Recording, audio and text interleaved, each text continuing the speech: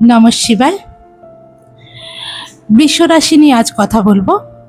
রাশিচক্রের দ্বিতীয় রাশি বৃষভ রাশি, যাকে আমরা সাধারণত বৃষ রাশি বলে থাকি। বৃষ কথার অর্থ আপনারা জানেন, হিন্দিতে বলে বেল, আমরা বলি ষাঁড়। তো এই যে রাশিচক্র, এখানে কয়েকটা দুটো তিনটে রাশি ছাড়া আর সব রাশিচক্রগুলোর সিম্বল কিন্তু কোনো না কোনো পশুর ছবি, ঠিক আছে। সেরকম দ্বিতীয় যেটা মেষও দেখলেন ভেড়ার ছবি, আর ওদিকে এই বৃষভ হচ্ছে ষাঁড়ের ছবি। তো এই বৃষভ রাশি জাতক জাতিকারা কেমন হন তার আগে একটু বলি যে বৃষভ রাশির লর্ড, মানে বৃষভ রাশি শুক্র হচ্ছে বৃষভের অধিপতি, লর্ড শুক্র, ভেনাস যাকে ইংলিশে বলা হয়। তো শুক্র কিন্তু কাল পুরুষের ঐশ্বর্য, মানে যত আমরা জীবনে সুখ ভোগ করি বা আনন্দ ফুর্তি, বেড়ানো ঘোরা, প্লেনে চড়া, গাড়ি চড়া, এই সব কিন্তু আসে শুক্রের জন্যে। সেই জন্যেই বলা হয় শুক্রকে কাল পুরুষের ঐশ্বর্য।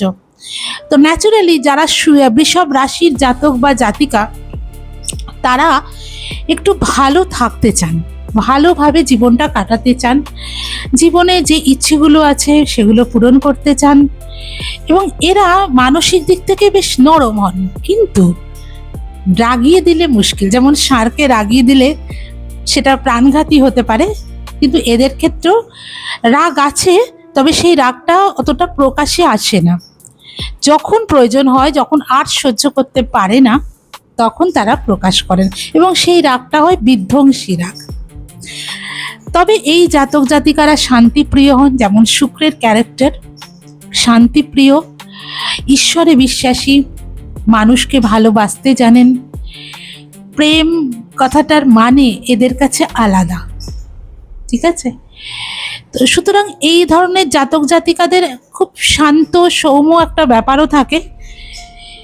যদি এরা আরেকটু নিজেদেরকে ভালোভাবে স্টাডি করে বা এই রাশি বা লগ্নগুলোকে স্টাডি করে, তাহলে দেখবে যেটুকু এদের মধ্যে খামতি আছে সেটুকুও কিন্তু ধীরে ধীরে চলে যায়। দেখুন, আমরাও তো মানুষ, ভগবানেরই ক্রিয়েশন। আমরা একটা প্রকৃতিকে দেখে বলি যে কি সুন্দর প্রকৃতি, ভগবানের কি ক্রিয়েশন, কিন্তু আমরাও তো তার ক্রিয়েশন। আমরাও তো সেরকম নিজেদেরকে পারফেক্ট হয়তো পুরো পারবো না, কিন্তু চেষ্টা তো করতে পারি যে ভগবান যে আমাদের তৈরি করেছেন, আমরাও তার ক্রিয়েশন, সেই ক্রিয়েশনটা যেন একটু সুন্দর হয়, যেন ভালো হয়, সেই রকমভাবেই নিজেদেরকে আমাদের তৈরি করতে হবে। এবং তার জন্যে প্রথমে নিজেদের যে খুঁতগুলো আছে, যে ডিফেক্টগুলো আছে, যে দোষগুলো আছে, সেগুলোকে খুঁজে বার করতে হবে। কোনো মানুষ বলতে পারবে না যে আমি একদম 100% পারফেক্ট। দেখুন, কেউ পারফেক্ট হতে পারবে না, কিন্তু আমার যে দোষ, আমার কি কমতি আছে, সেগুলো তো আমি বের করতে পারি। আমার হয়তো খুব রাগ, বা আমার হয়তো অন্যকে দেখে খুব রাগ হয়, বা অন্যকে দেখে আমি মনে করি যে ওর জিনিসটা হলো, আমার কেন হলো না। এগুলো কোনো খারাপ জিনিস না, এগুলো আমাদের কমতি।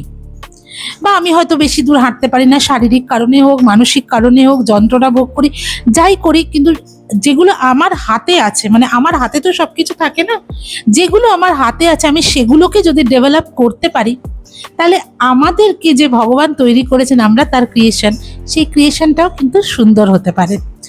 তো যাই হোক, শুক্র এমন একটা রাশি, সে সৌন্দর্যের রাশি, সৌন্দর্যের গ্রহ, রাশি বললাম, সৌন্দর্যের গ্রহ। এবং শুক্রের জাতক জাতিকারা সাধারণত সুন্দরের পূজারী হন। তারা ভালোবাসেন সুন্দর জিনিস, সুন্দর জামা কাপড়, ব্র্যান্ডেড জিনিসপত্র। বৃষরাশির ক্ষেত্রেও তাই। তবে বৃষরাশির জাতক জাতিকাদের একটা দোষ আমি বলবো, এরা পরিবর্তনটা মেনে নিতে পারে না। যা চলছে তাই চলুক, কিন্তু সেটা তো হয় না। সময় পরিবর্তিত হয়, মন মানসিকতা সম্পর্ক সব পরিবর্তিত হয়, এমনকি মানুষও পরিবর্তিত হয়। তো সুতরাং সেই পরিবর্তনটাকে যদি এরা মেনে নিতে পারে, তাহলে কিন্তু এদের জীবন আরো সুন্দর হবে।